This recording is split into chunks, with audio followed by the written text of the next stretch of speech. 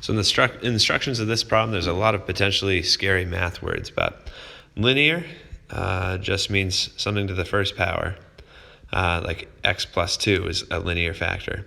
And quadratic means something to the second power, so x squared plus 2x plus 4.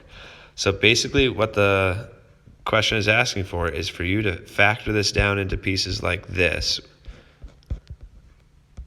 That's linear, and that's a quadratic factor, one of each. And is, as long as you can't reduce either one of those, which you can't with a linear, and you can't reduce that one anymore without imaginary numbers. That's the goal. The goal is to reduce it to those small factored pieces. So you can start by using the rational zeros theorem, where you list all the factors of the last number. I'll do that here. Divide by all the factors of the leading coefficient, which is just 1 in this case. So that's why I have just plus or minus 1. And these are all the possible rational zeros. We'd like to be able to find one of them, because if we can find a rational zero, we can factor out that linear factor and make this into a smaller thing to digest. So let's look at the graph of this function. I'm going to plug this in a graphing calculator. Here's a rough sketch of what the graph looks like in a graphing calculator. And I just zoomed in to show that it crosses at 3 and positive 3. That's one of our rational zeros, 3 over 1.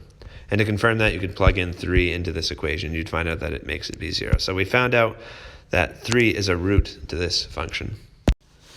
So we're going to reduce this by factoring out a linear factor. I'm going to do x minus 3, because again, we said 3 was going to be a root. So that means you should be able to plug 3 into this, make the whole thing be 0. Now if you plug 3 in here, 3 minus 3 makes 0. That'll make the whole thing turn out to be 0. We got to find out what's left over after you divide this by x minus 3. So to do that, we can use synthetic division. So I put the root in the bracket, carry down the coefficients like we usually do with synthetic division. And then synthetic division works by bringing down the first number, multiplying these two, 3 times 1 to make 3, then adding the column.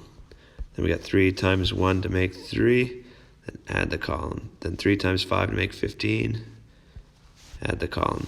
So over here we've got x squared plus x plus 5. So there we go. This is irreducible. That's not a quadratic that you can factor. This is a linear factor, so we've done the goal. We've written the function as a product of linear and irreducible quadratic factors. It's right there.